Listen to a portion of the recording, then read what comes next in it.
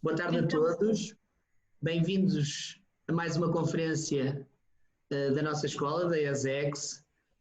Hoje temos connosco a Patrícia Roberts, uma convidada que nos vai falar do movimento da escola moderna. No fundo, vem-nos falar sobre a sua prática, faz-nos uma comunicação ou uma conferência sobre desafios de um recomeço. E, portanto, vem-nos falar sobre o seu percurso, aquilo que vivenciou nos últimos tempos, essencialmente, de uma forma fundamentada, e mostrar-nos que realmente nós temos capacidade de nos reinventar e de nos inquietar, de nos questionar e encontrar caminhos mesmo com muitos obstáculos. Isto é um traço comum dos nossos conferencistas. Todos eles não se resignam. Deixa-me só desativar aqui algum som. Vão sempre encontrando caminhos e vão sempre encontrando soluções para os problemas que vão encontrando. A Patrícia tem um percurso de terreno, de prática, tem um percurso muito interessante, muito vivido, e portanto é sempre bom para os nossos estudantes conhecerem pessoas com este tipo de vivências que se vão diferenciando no panorama da educação de infância. A Patrícia é licenciada em Educação de Infância na Universidade do Algarve, fez um mestrado em Educação Especial. Não vou dizer o domínio, Patrícia, depois tu falas sobre isso, falas um bocadinho sobre essas questões. Já está no MEM desde 2010 e, portanto, tem feito conferências, congressos, estágios, oficinas, grupos de aprofundamento. Portanto, tem tido uma vivência muito interessante do ponto de vista prático no terreno com as crianças, mas também do ponto de vista da participação em eventos científicos que a têm ajudado a trilhar este caminho, a encontrar soluções para os problemas que vai encontrando ao longo do percurso. Patrícia, a palavra é tua. Bem-vinda. Então, boa tarde, obrigada pelo convite, obrigada a todos os presentes. Desde já queria agradecer então à Escola Superior de Educação de Leiria, em especial ao professor Miguel por este convite, à minha família, aos meus amigos por acompanharem estes trilhos pedagógicos, ao grupo cooperativo que continuamos fortes, estamos sempre juntos apesar de todas as adversidades.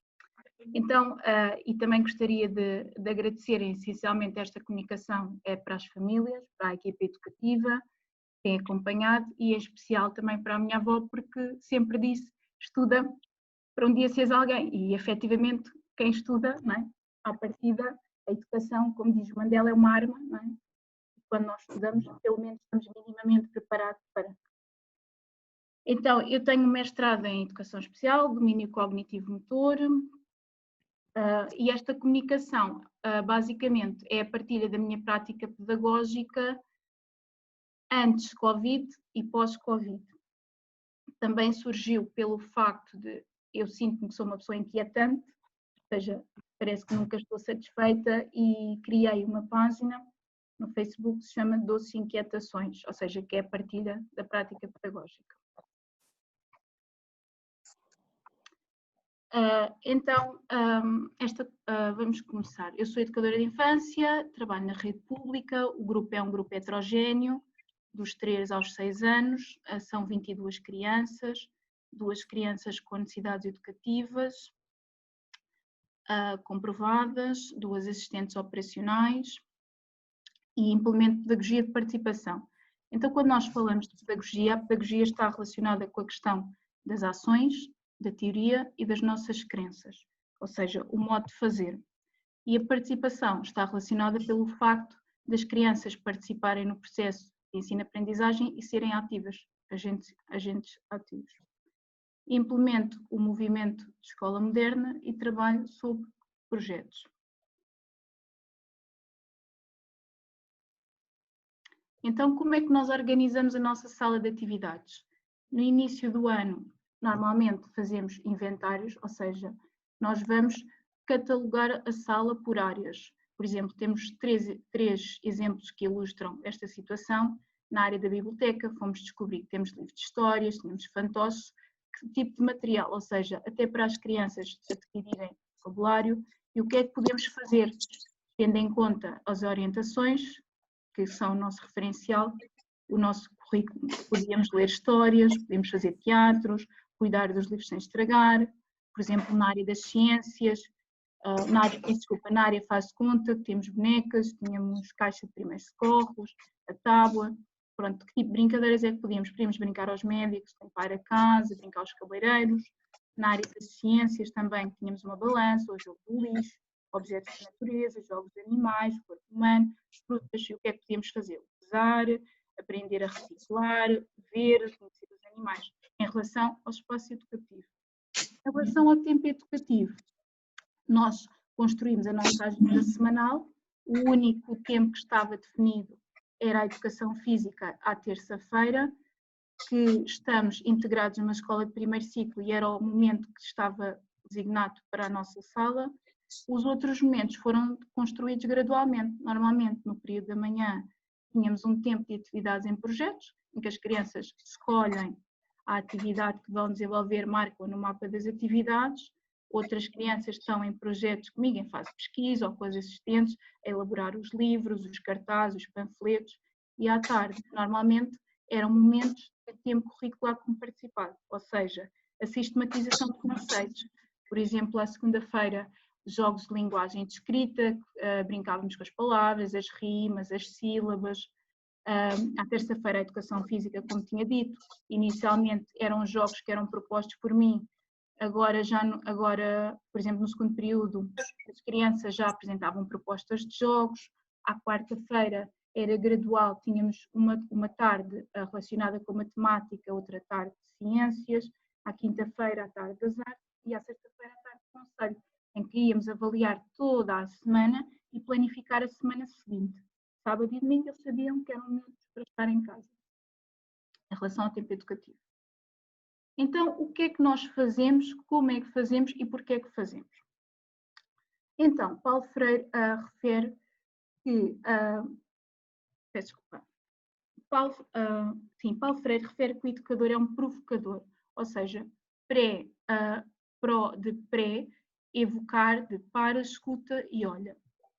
Ou seja, este exemplo eu penso que ilustra bem a citação que referi. Temos aqui duas crianças, o Rodrigo e o Gabriel, que estavam a brincar às medições, normalmente nós vemos nas nossas salas de jardim de infância, e a conversa destas duas crianças é que eu sou mais velha, eu sou mais alta, associava o conceito de idade à altura. Então eu sugeri ao Gabriel que fosse escrever no mapa o que quer contar, mostrar ou escrever, o que é que ele queria descobrir. Ele escreveu o nome dele. Eu perguntei-lhe como é que nós podíamos descobrir a altura. Ele disse que em casa tinham um objeto que o pai utilizava para medir.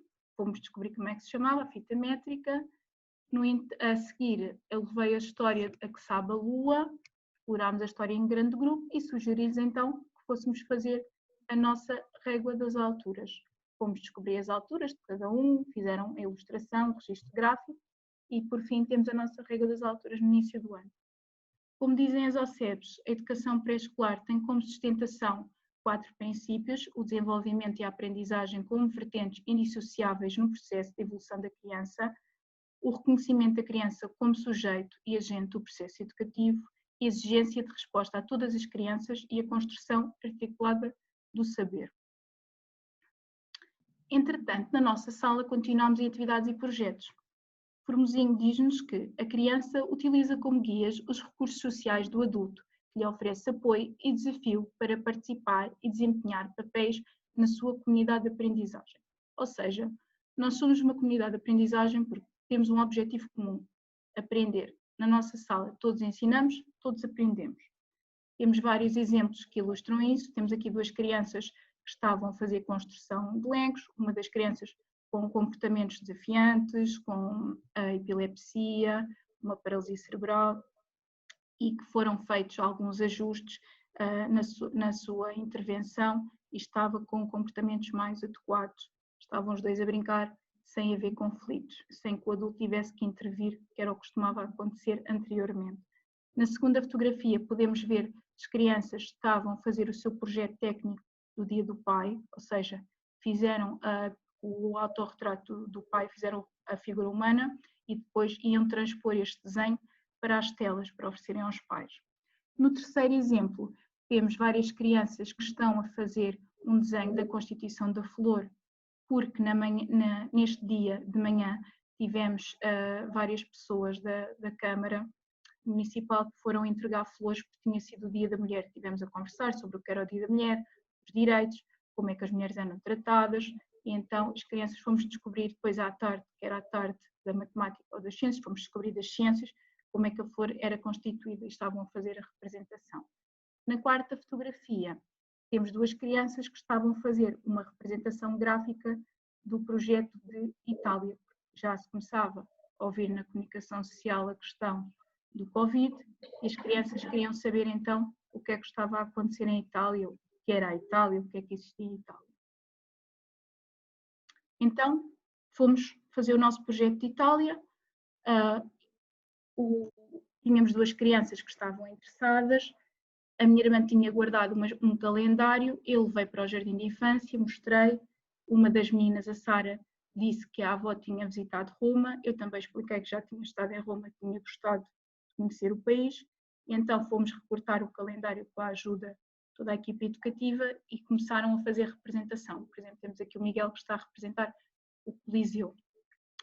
O que é que a Américo Peças nos diz? Diz-nos que o projeto é a marca, o sustento e o horizonte de uma organização curricular profundamente democrática e inclusiva. Então, fomos todos, grande maioria das crianças quiseram ajudar na realização do projeto de Itália. Aqui temos muitas crianças a pintarem as folhas para o livro do projeto. O planeamento realizado com a participação das crianças permite ao grupo beneficiar da sua diversidade, das capacidades e competências de cada criança, num processo de partilha facilitador da aprendizagem e do desenvolvimento. Como é que tudo começou? Então, o nosso projeto. A Sara viu na comunicação social e na reunião da manhã contou-nos que deveríamos lavar a mão durante 20 segundos.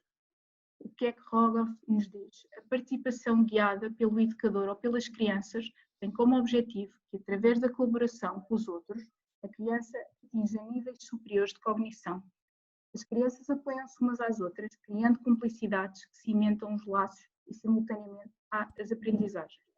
Vamos ver este pequeno vídeo para ilustrar.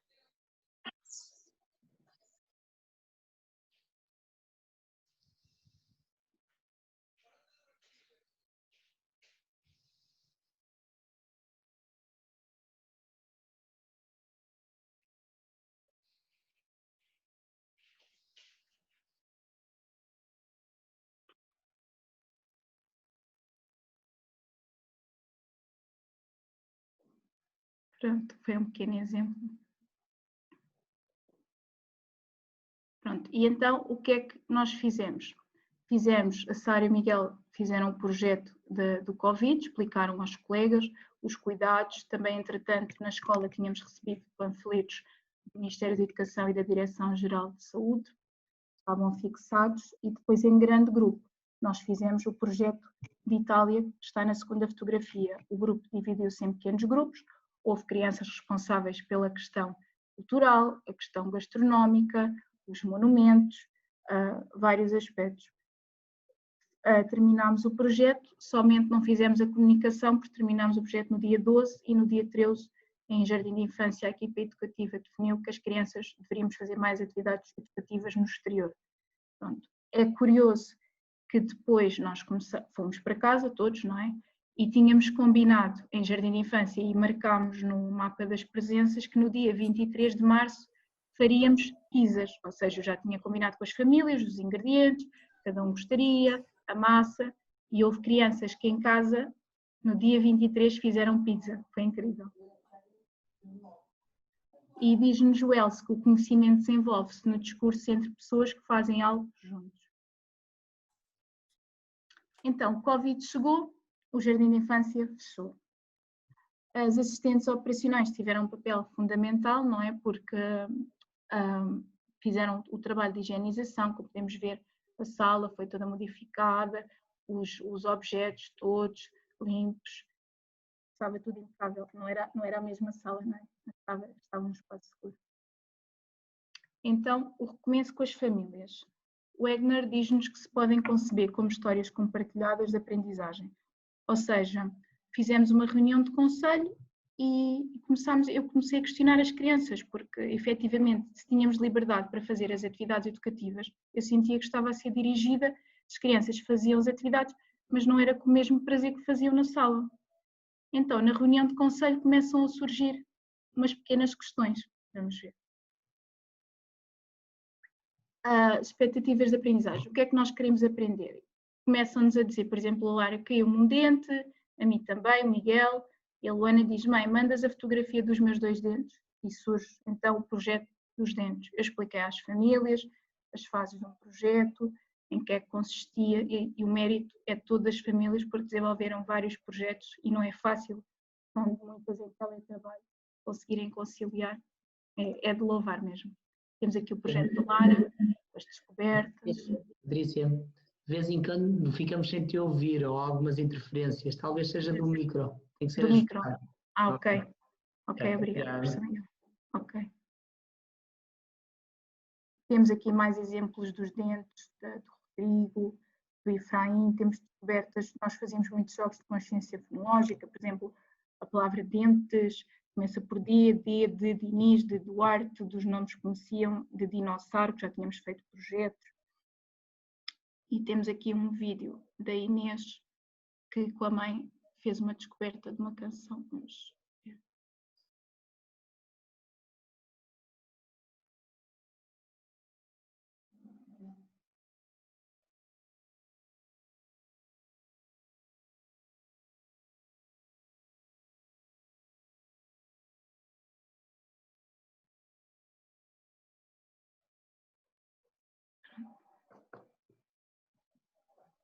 A seguir, na semana seguinte, nós íamos ao jardim zoológico, caso não fosse o Covid. Eu expliquei às crianças na reunião de conselho, enviei um vídeo sobre o jardim zoológico e as crianças sugeriram de fazermos um projeto sobre os animais. E então o grande desafio, cada um escolheu um animal e fizeram diferentes projetos. E a Lara disse, eu vou adotar um gato, eu disse, eu também. Entretanto, o Rodrigo contou-nos, eu tenho 2 gatos, o Black e a Moon. O Diniz diz-nos que Black quer dizer preto e Moon, o inglês. O Einstein diz-nos que tem um cão Angola, a Melinda também nos diz que tem 2 cães e a Luana diz que gostava de ter um pinguim. Temos aqui vários exemplos, o Gabriel fez um projeto sobre as galinhas, o Rodrigo enviou as suas fotografias dos gatos e fez um projeto também dos gatos, o Miguel fez um projeto dos peixes, a Sara fez um origami do cão e a Luana fez um projeto dos pinguins. Patrícia, Diga, peço desculpa, amiga. Diga. Consegues fazer a comunicação sem fones? Consigo. Talvez esteja a interferir um bocadinho com o som. Há pessoas que estão a dizer que não conseguem ouvir bem. Ai, peço desculpa. Agora experimenta, talvez seja melhor. Estou? Sim, sim. Sim? Bem melhor. Ok, peço desculpa. E então, depois, o recomeço visto pelas crianças. Então vamos ouvir aqui 2 opiniões delas sobre os projetos, não é? Fazerem projetos em casa. A Beatriz, de 6 anos, o que é que ela nos diz?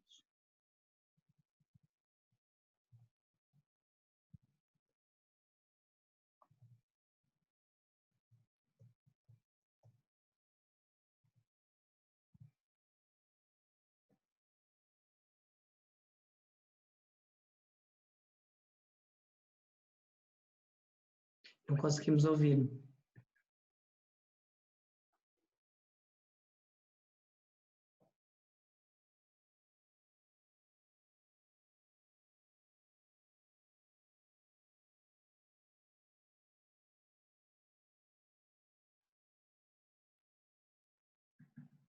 Alguma questão técnica?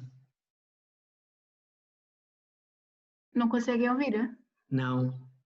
Não? Então eu posso fazer uma pequena tradução para a técnica. Então eu vou pôr e vou tentar ir relatando. Certo, obrigado. Não, obrigada. Então, o projeto dos dentes foi muito legal e Eu aprendi que sempre que como, tenho que lavar os dentes.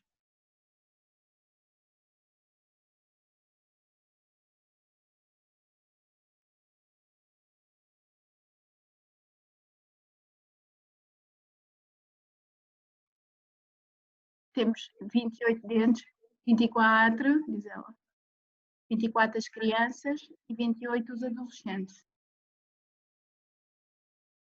E 32 os adultos.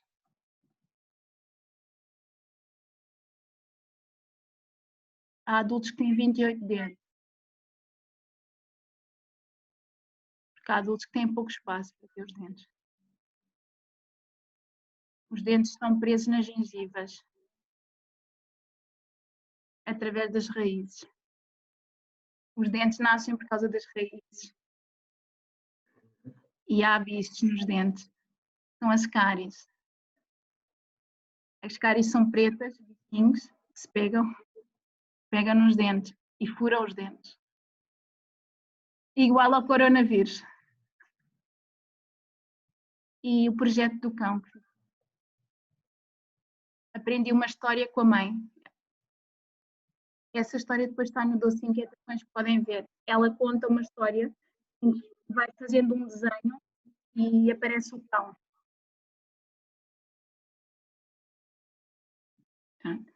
Depois aqui o Rodrigo. O que é que ele nos diz? Vamos ver.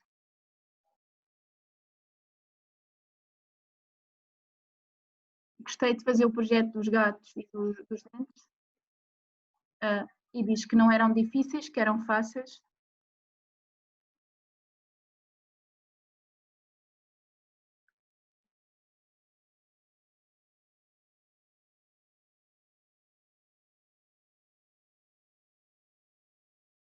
Quando crescemos temos os dentes diferentes.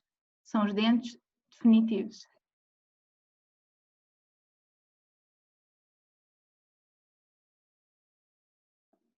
Dos gatos gostou de fazer as casotas.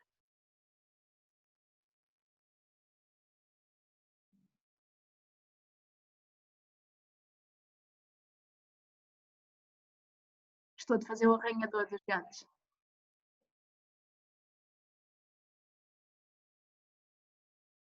Gostou de aprender a escrever. Pronto.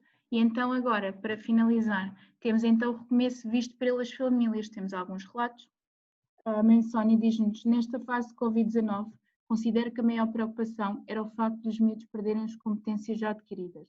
Acho que as propostas de trabalho foram ou têm sido profissionais. Uma vez que estou em casa, disponho de muito tempo livre. Talvez não muito acessíveis aos pais encarregados de educação que não dispunham de tempo para os acompanhar na execução das tarefas. A mãe Salma diz-nos, penso que a presença da educadora e dos assistentes é importante e fundamental, pois além de ajudar na instrução das crianças, faz também com que elas não se sintam tanta falta da escola. As videochamadas eram uma forma de minimizar o afastamento físico entre a turma. Foi bom continuar com as planificações semanais, é uma forma dos pais também estarem envolvidos na educação das crianças e para as crianças estarem ocupadas pelo menos uma parte do dia fazendo coisas mais produtivas. A mãe Tânia diz-nos, tenho gostado de todas as dicas e todas as atividades que são propostas. Tem sido um pouco difícil para mim acompanhar tudo por estar a trabalhar, mas acho importante para as crianças poderem ser avaliadas e sentirem que estão acompanhadas. Também acho a reunião de conselho positiva para a orientação dos pais, como para as crianças interagirem entre si, com o educador e com os auxiliares. Também a mãe Raquel nos diz, temos mantido o ritmo escolar e temos propostas que são perfeitamente executáveis. Uma proposta por dia não me parece ser muito e demonstra interesse de fazer parte da sua vida e das famílias. E dou por terminada a comunicação. Obrigado, Patrícia. Obrigada, eu. Pronto, olhem, desculpem estes problemas técnicos. Seria realmente bem mais interessante ouvirmos a voz das crianças, não é? Isto leva-nos para aquela questão que tem sido uma das questões quase que explorada em todas as conferências que temos tido, não é? A voz das crianças, o escutar as crianças é fundamental. Foi pena não as escutarmos agora, não as termos ouvido. Mas temos aqui algumas crianças presentes, se quiser dar a voz efetivamente. Estão presentes na conferência? Sim. Está bem. Ainda não vi nenhuma. Mas pronto, se elas quiserem falar, podem falar. Okay. Podem dar o seu testemunho. Olha, Patrícia, eu achei realmente muito interessante, a transposição do MEM e, neste caso, do trabalho de projeto para esta educação à distância, não é? Porque se no fundo, no MEM, as crianças têm agência, não é? Como se dizia no início desta conferência, como é que se pode dar agência às crianças à distância? E eu acho que a Patrícia deu aqui uma resposta muito interessante. Como é que foi o despoletar destes projetos? Como é que eles aconteceram? Pronto, eles basicamente aconteciam porque pronto, é aquela inquietação que eu falava inicial, que propunha alguns desafios, por exemplo, a primeira semana era que eles descobrissem, por exemplo, palavras relacionadas com o nome. As crianças faziam as propostas, mas não era aquilo efetivo. Patrícia, deixamos-te ouvir. Estão a ouvir agora? Sim. Deve ser porque estava afastada do microfone. Pronto, as crianças, por exemplo, eu enviava propostas, não é? Diárias e faziam, mas não havia aquele interesse, eu sentia que não havia aquele interesse efetivo mesmo, que acontecia na sala, ok? Os contextos eram diferentes, não é? Pronto, estavam em casa, é diferente, mas eu sentia que não era, havia qualquer coisa que não era igual. E por isso é que eu depois perguntei o que é que eles queriam aprender e foi quando surgiu o projeto dos dentes, não é? O interesse efetivo deles. Não é? Quando lhes dei escuta, não é? A questão da escuta, do ouvir, do planear com eles, então o que é que vamos descobrir, não é? O avaliar, eles estarem integrados no processo de aprendizagem. Sem dúvida. Achei interessante a perspectiva também das famílias, porque neste caso há sempre, nesta situação de confinamento, há sempre questionamento de se os pais podem participar, se devem participar, eles não são educadores, não são professores, e nós estamos a passar um pouco o ambiente da escola para o ambiente familiar, e achei curiosas os testemunhos das mães que partilhaste connosco, portanto, e as inquietações também delas, se as crianças perdem competências ou não, isso revela que precisam mesmo da ajuda do educador para lhes dar alguma segurança, não é? Não é fácil não é policiar, mas é assim, ao mesmo tempo, se queremos ajudar, ao mesmo tempo, o que eu sinto e tenho falado com colegas é a questão da invasão, não é? Porque estamos a entrar na casa das pessoas, não é? Das famílias, as dinâmicas, e não é fácil, e se calhar às vezes as pessoas não se sentem confortáveis, não é? Nós tentamos ajudar, dar o nosso melhor.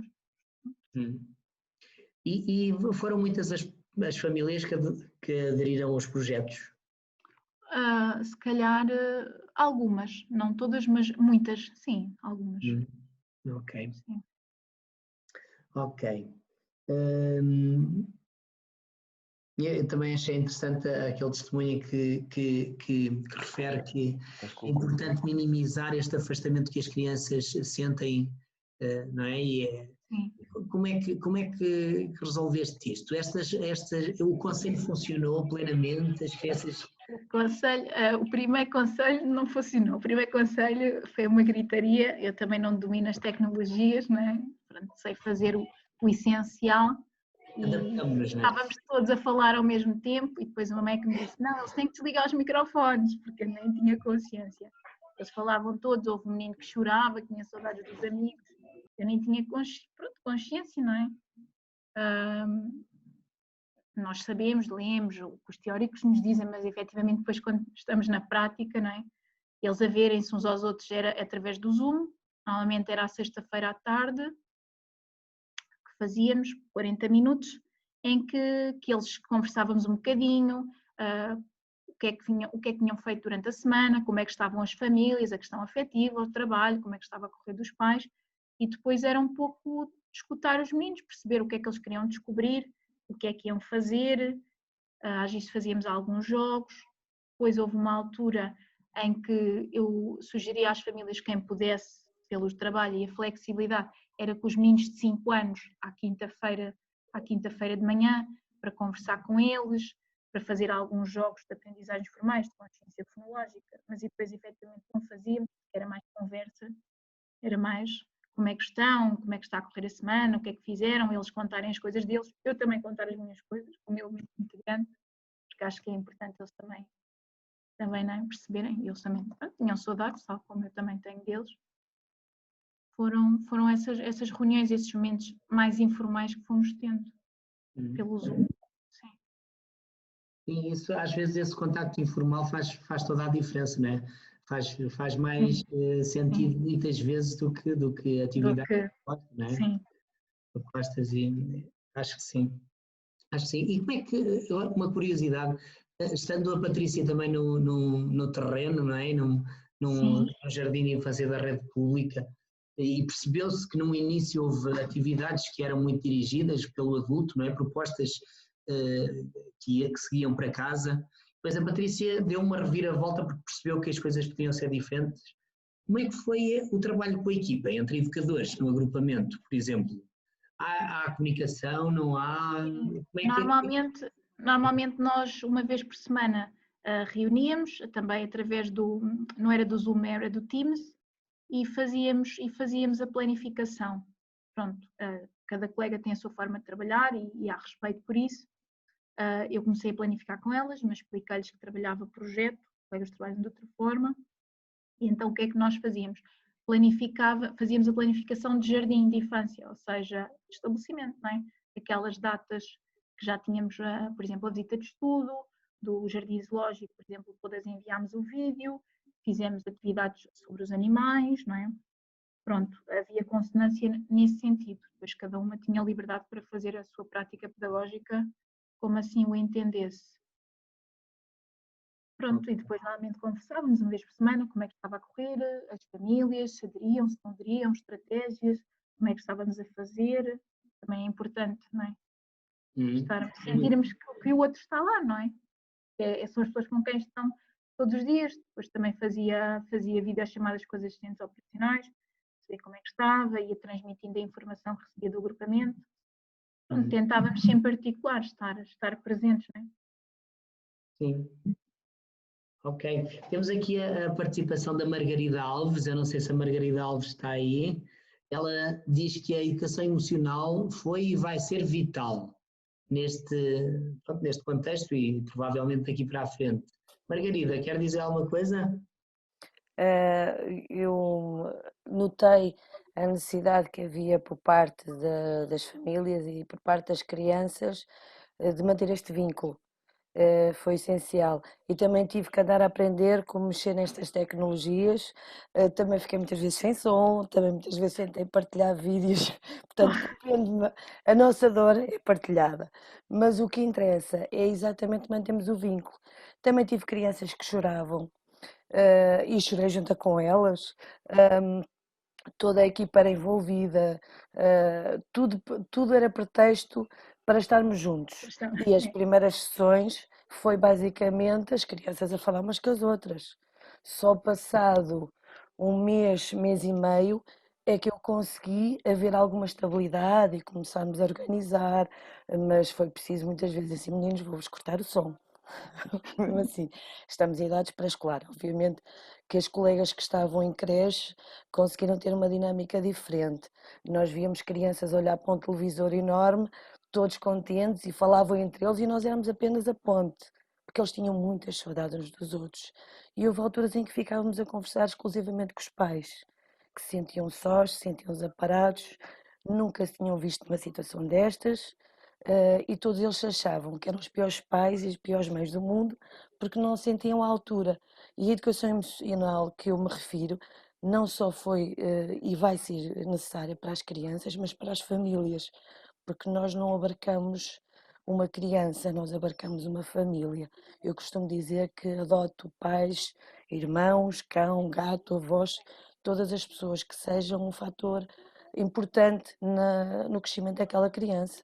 E abençoadas somos nós por poder estar presente também. Obrigado, Margarida. Obrigada. Patrícia, reveste nestas palavras, vês neste Sim. discurso? Sim, porque há uma coisa, há um aspecto que partilhei com colegas e com a coordenação e com as colegas de jardim e com os grupos cooperativos. Todo o grupo me suscitava preocupação, mas efetivamente mais preocupação ainda eram as crianças com necessidades educativas, porque nós falávamos na escola e os miúdos perceberam e eles disseram uma frase e eu dizia muito às famílias: o mundo mudou e a escola também mudou. E as crianças com necessidades educativas parou tudo, não é? Deixaram de ter os apoios, as terapias, não é? Com a ELI, com o CRI, com a Gulbenkian, com tudo, e de repente os pais, não é? E o que é que vamos fazer, não é? Por mais que houvesse comunicação, videochamadas, telefonemas, todos os técnicos da educação especial que acontecia 24 horas, uma criança com necessidades educativas, não é? Por exemplo, o caso da Inês é uma criança que tem 86% de incapacidade e o mérito é da mãe, aquele trabalho a nível de marcha, que a Inês já faz corrida, que no jardim de infância consegue subir escadas, dar a mão, um adulto, é fantástico, não é? Estas famílias têm tudo, não é? É uma situação que ninguém previa e que toda a gente fez o melhor, foi o que os seus pais fizeram o melhor que sabiam. Não é? E depois há condições muito diferentes, né? E oportunidades muito diferentes de família para família. Sim, sim. E, portanto, há que gerir toda essa diversidade, todas essas situações de uma forma cautelosa, não é? De modo a poder ajudar dentro do possível. Depois temos aqui uma questão da Ana Rita Augusto. Como é que a auxiliar da sala era envolvida no processo educativo? Conseguiste envolver a auxiliar? Não conseguiste?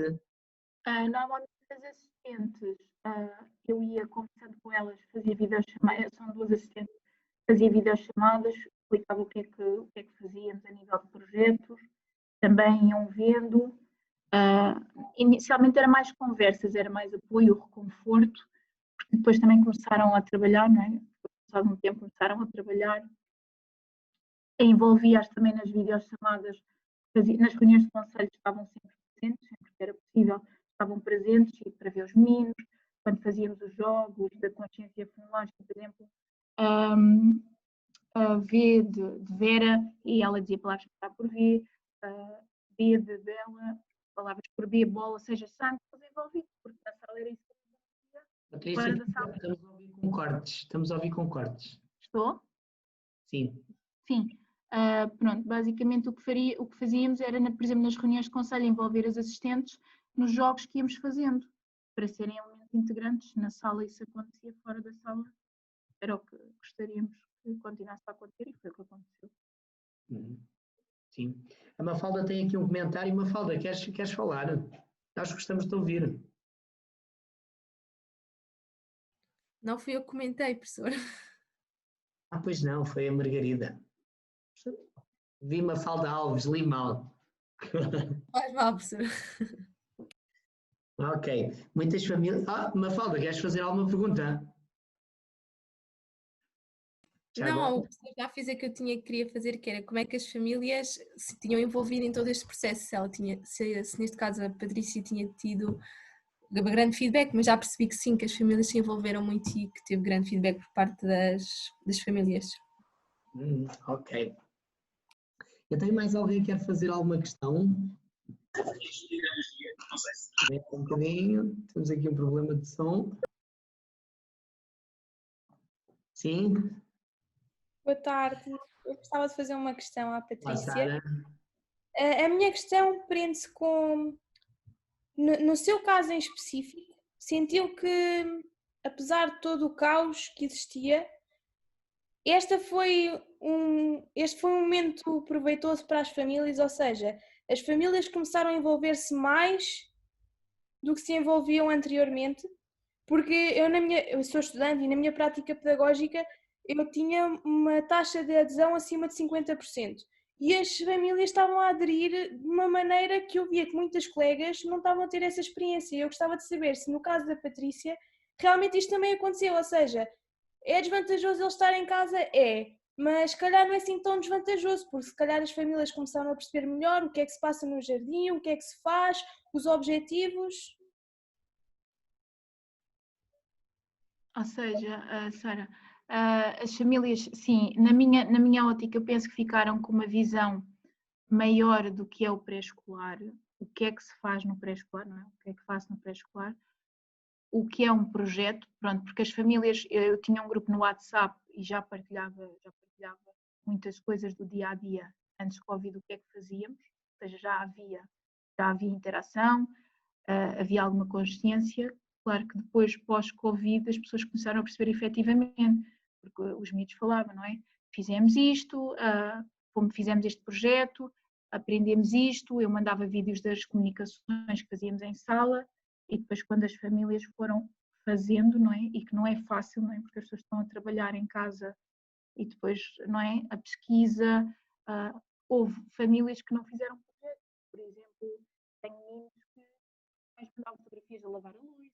Patrícia, não estamos a ouvir bem. Estou? Sim.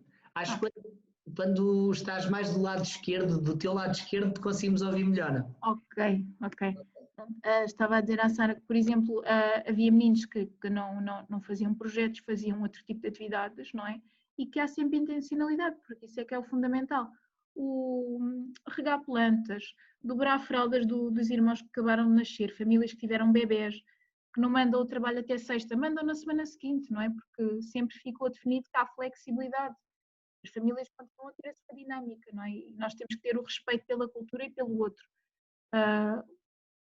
O variedíssimas tarefas domésticas, não é? Estender roupa, lavar o chão com a esfregona, como mandavam fotografias, o cozinhar, o fazer bolos.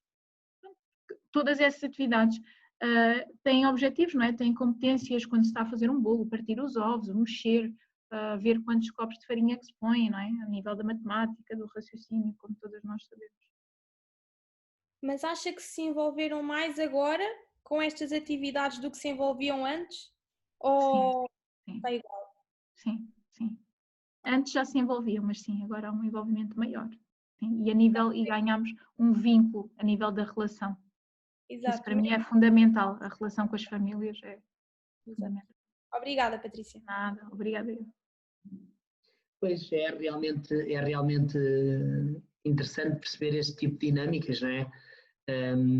A verdade é que, em geral, e nos fóruns que eu tenho assistido, nas discussões online que nós temos tido, tenho percebido que realmente as famílias não participam todas, participam algumas, mas no terreno, quando estamos no terreno, não é? No contacto direto com as crianças, isso também acontece.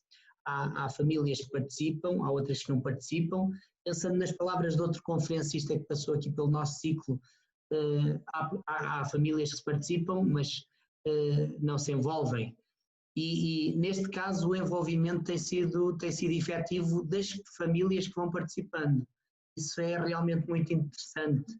Interessante ver aqui alguns exemplos de como é que os vínculos se fortaleceram com este distanciamento. Portanto, isto leva-nos a crer que o confinamento, que esta questão do Covid teve coisas más, teve coisas muito más para todos, mas se calhar abriram-se aqui algumas janelas, abriram-se algumas oportunidades e, portanto, é importante nós percebermos no impacto que isto tem nas nossas vidas para traçarmos estratégias para o futuro, para tentar perceber como é que nós podemos fazer no futuro, e neste caso específico, estamos a falar do envolvimento das famílias, que estratégias é que podemos usar para envolver mais as famílias, em vez de lutarmos por uma participação que às vezes é inócua, não é? Uma participação que é pontual e que nada tem a ver com esse envolvimento. Portanto, acho muito interessante esta partilha da Sara e que vai ao encontro daquilo que tu apresentaste, Patrícia, porque realmente as famílias muitas vezes precisam de participar, precisam de se envolver, mas não sabem como. E os educadores têm que encontrar uma forma de ajudar as famílias a encontrar também esses caminhos, a encontrar essas formas de participação, essas formas de envolvimento. sem dúvida. E então, e mais? Agora, mais questões. Eu tenho centrado aqui as questões muito em mim, tivemos aqui 2 ou 3 questões, mas eu gostava de passar a bola aí para esse lado. Gostava de ter questões vossas.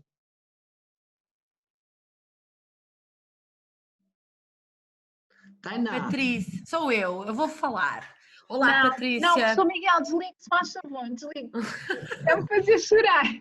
Não vou nada. Eu acho que eu vivi um bocadinho deste percurso com a Patrícia, nós somos colegas de profissão, apesar de não trabalharmos na mesma escola. Eu acho que o que aconteceu também, que é de ressalvar, é que os educadores, uniram-se em prol de encontrar uma resposta que fizesse sentido para aquilo que é o nosso trabalho. Foi muito difícil porque foi de um dia para o outro, nós tivemos que nos reorganizar, nos reinventar de sexta para segunda. E de que forma é que nós vamos conseguir chegar a todas as famílias, de que forma é que nós vamos conseguir ouvir todas as crianças, de que forma é que também vamos permitir que aquelas que não sejam ouvidas também estejam presentes, e é um direito que eles têm de não querer participar. E eu gostava de saber, Patrícia, qual foi a tua maior dificuldade a esse nível, de chegar a todas as crianças, e o que é que tu trazes mesmo na tua essência, aquilo que foi mais significativo, porque tu és uma pessoa extremamente sensível e com imensa paixão por aquilo que fazes, não é? O que é que tu vais trazer desta vivência que, lá está, foi nova para todos?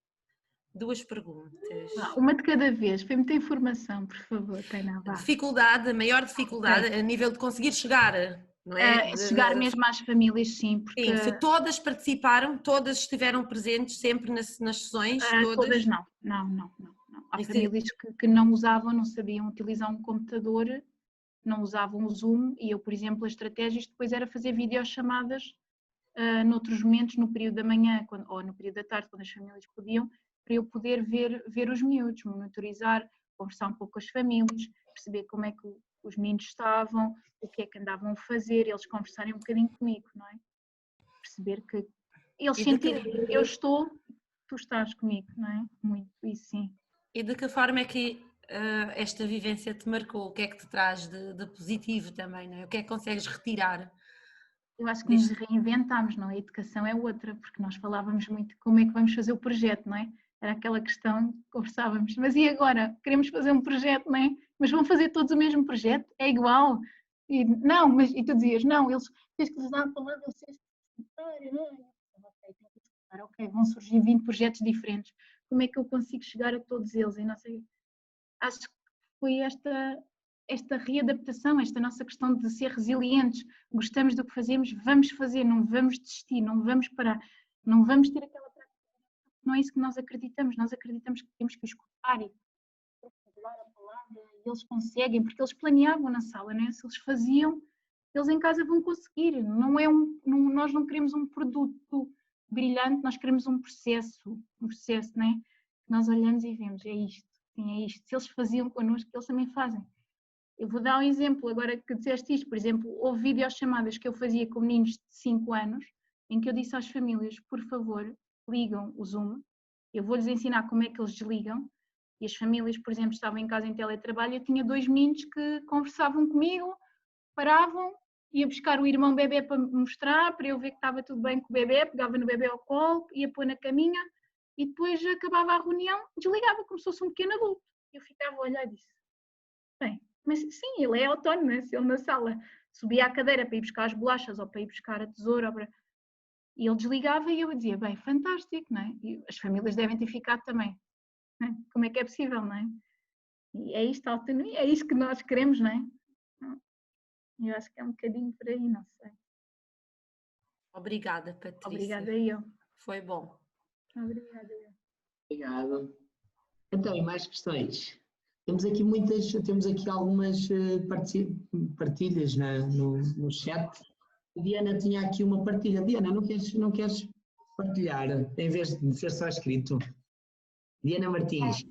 Boa tarde, Patrícia, obrigada pela partilha.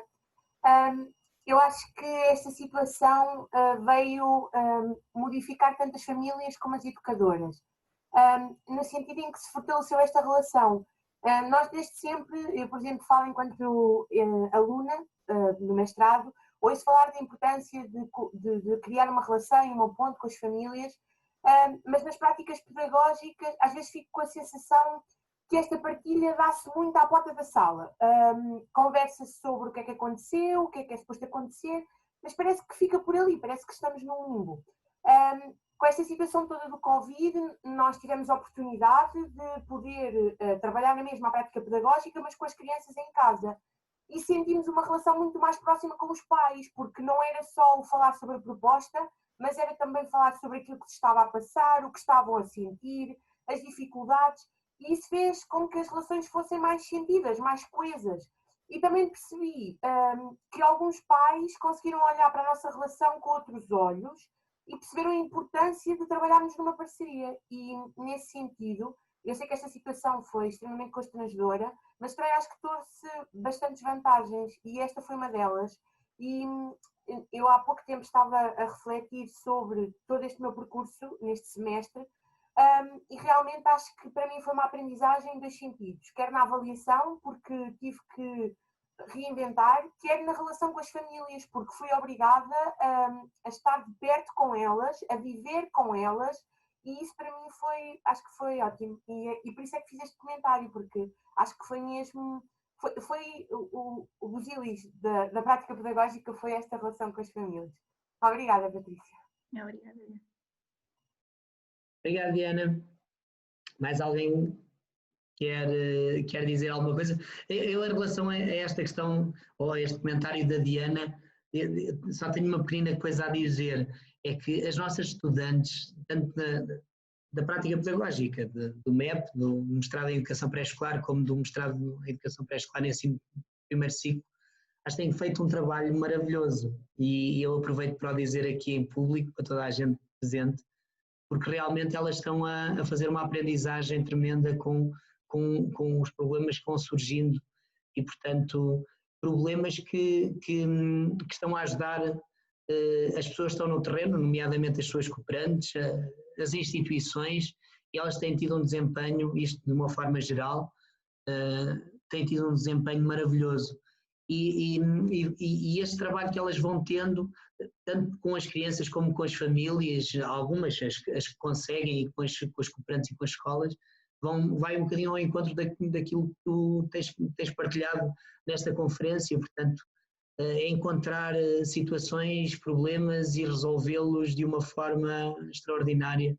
Portanto, haja esta vontade de cooperar, de colaborar, né, de participar, de se envolver, e as coisas vão acontecendo naturalmente.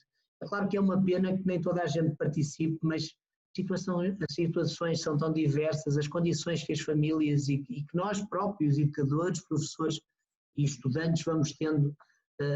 Apanhaste a roupa do lado de cá. Não fui eu que falei na roupa. Mas as condições são tão diversas que nós não podemos encontrar soluções que se apliquem a todos os casos. E às vezes eu acho extraordinário quando os agrupamentos e algumas instituições querem instituir estratégias iguais para todos, não é? E isso faz-me alguma confusão, portanto eu acho que é importante nós pensarmos que temos crianças diferentes, temos crianças e famílias, integradas em famílias que são completamente diferentes, com condições diferentes, com perspectivas diferentes, e temos que mobilizar aí os princípios da pedagogia da infância e diferenciar as nossas estratégias. E achei extraordinário quando falas nos 20 projetos, tu lanças um desafio de trabalhar projetos em casa, com as famílias. É importante nós termos essa consciência. Em contexto, no terreno, já é difícil pôr em prática um projeto que chegue a todas as crianças, que parta do interesse e motivação de todas as crianças, quanto mais à distância, com famílias todas diferentes. Eu acho que é um esforço hercúleo, é de uma paixão tremenda um educador conseguir chegar a todos de forma ou de modo diferenciado. E esta tua comunicação espelha um pouco isso, como aquilo que os nossos estudantes vão vivenciando também muitas vezes vai espelhando, portanto é aqui um duplo agradecimento para as pessoas que vão partilhando connosco aqui nas conferências e também para os estudantes que têm estado sempre presentes nestas conferências. Então, e mais questões? Nós estamos a terminar o nosso tempo, temos 1 hora de conferência, algumas estendem-se mais um bocadinho. Queria perguntar se mais alguém quer fazer alguma questão. Queria recordar às pessoas que no chat está a decorrer a recolha de nomes e de e-mails para o certificado. Quem quiser certificado pode deixar o nome e o e-mail em privado, de preferência em privado, aqui para o nosso gabinete de comunicação. Mais questões? Mais 1 ou 2 questões para terminarmos. Quem quer? Quem se desafia? Olá, Patrícia. Obrigada pela sua partilha. Eu tenho uma curiosidade em relação à avaliação. Se conseguiu, nesta nova modalidade de educação à distância, se conseguiu realizar a avaliação ou não? Obrigada, Patrícia. Essa é uma questão que temos. Patrícia, não estamos a ouvir. Estou? Sim, agora sim. Estava a dizer à Patrícia, é uma questão que temos refletido muito a nível de departamento, a questão da avaliação, não é? No segundo período fizemos os registros de observação, pronto, que está definido no agrupamento, não é? Uma grelha em que está dividida pelas áreas e os domínios.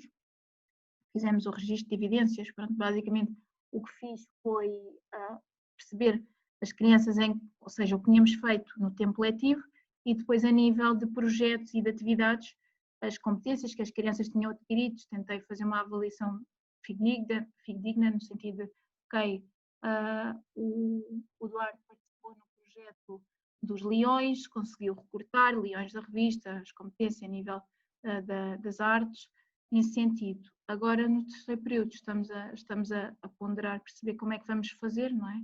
É uma questão que está em cima da mesa e que tem que ser pensada toda a equipa educativa. Fizemos os registros de observação, pronto, ia monitorizando, ia vendo os vídeos dos meninos, fazer evidências, se participavam, se não participavam, o que é que já conseguiam fazer, qual era o maior investimento, o que é que tinham que fazer mais vezes, tentar que houvesse uma diferenciação pedagógica, mas não é fácil, não é? Exato, estamos todos ainda... É uma questão que inquieta muito, sim, a avaliação. Obrigada. Obrigado, Patrícia. Patrícia, mas desinquietaste-me logo a seguir a essa tua inquietação, não é? Quando falas em evidências.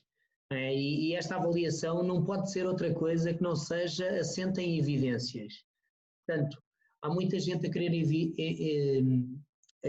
inventar ou a transpor aquilo que vai acontecendo no terreno, que é utilizar fichas de verificação que são padronizadas e iguais para todos. E eu assim já estou despreocupado porque quando me falas em evidências, na recolha de evidências, isso já nos remete para aquilo que se falava ontem na última conferência, sobre avaliação autêntica, não é? Sim, sobre avaliação alternativa. E essa avaliação alternativa só pode funcionar se realmente forem recolhidas evidências e para ser uma avaliação verdadeira. Sim, nós até no final do segundo período eu tinha-me reunido com as assistentes até para, pronto, explicar um bocadinho das orientações, do currículo, as competências, áreas, os domínios, voltar assim a conversar um bocado e explicar-lhes, tínhamos uma estratégia que tinha sido conversada com o grupo cooperativo com quem faço parte, tínhamos um post-it, uma estratégia que eu comecei a usar. Não ouvi mal, Patrícia. Estou? Sim, agora sim. Tínhamos uns post-its, ou seja, era uma folha que estava dividida em 4, não é? Isto, se calhar os colegas, há quem conheça, há quem não conheça, e para mim foi ótimo. Tínhamos uma folha dividida em 4 e eu tinha o António, o João, o Manel e o Diniz. E, por exemplo, eu ia observando deles, naqueles dias, eu ia registando, e as assistentes também.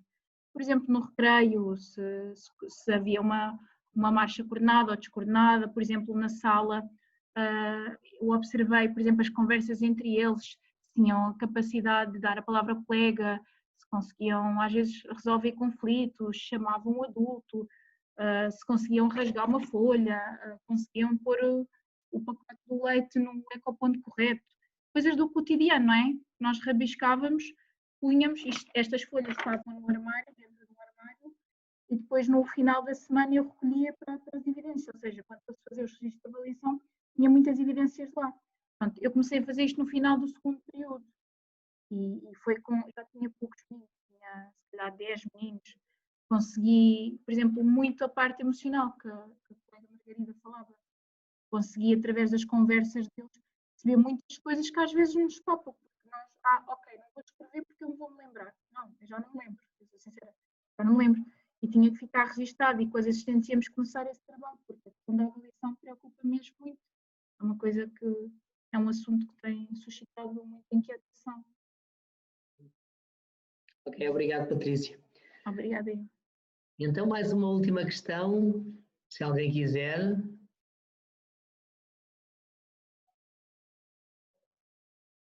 Sim? Não? Vamos encerrar a nossa conferência. Então, acho que está tudo dito, Patrícia. Tens um percurso brilhante, não é? Um percurso que fala por si. O facto de teres a oportunidade de ter trabalhado em várias escolas, e falávamos nisso na reunião preparatória, não é? O caminho, a estrada que fizeste de jardim para jardim, não é? Até chegares a uma situação de maior estabilidade, acho que faz com que as pessoas se tornem mais fortes, não é? E que as suas práticas possam ter cada vez mais qualidade. Portanto, olha, parabéns pelo teu percurso, obrigado. Obrigada eu. Conosco. São Miguel, faltam só mais 30 anos de trabalho, por isso ainda tenho que muito chão, ainda tenho muito chão para caminhar. E que hão de ser 30 anos excelentes, não é? Para ti e para as crianças, famílias cruzadas. Sim? Sim. Então, olhem, muito obrigado a toda a gente. Vou deixar a sessão aberta mais 2 ou 3 minutinhos, para quem ainda não digitou o seu nome e o seu e-mail. Portanto, olhem, muito obrigado. No dia 8 voltamos a ter uma nova conferência com a Ana Alves Mesquita, que vai certamente ser uma conferência também muito interessante. É alguém inspirada em Reggio Emília, que trabalha muito a documentação pedagógica. Portanto, vai ser uma conferência excelente também, como foi esta. Obrigado a todos, obrigado, Patrícia. Obrigada eu a todos. Até dia 8. Até à próxima semana. Até dia 8. Obrigada. Obrigada. Muito obrigada. Obrigada.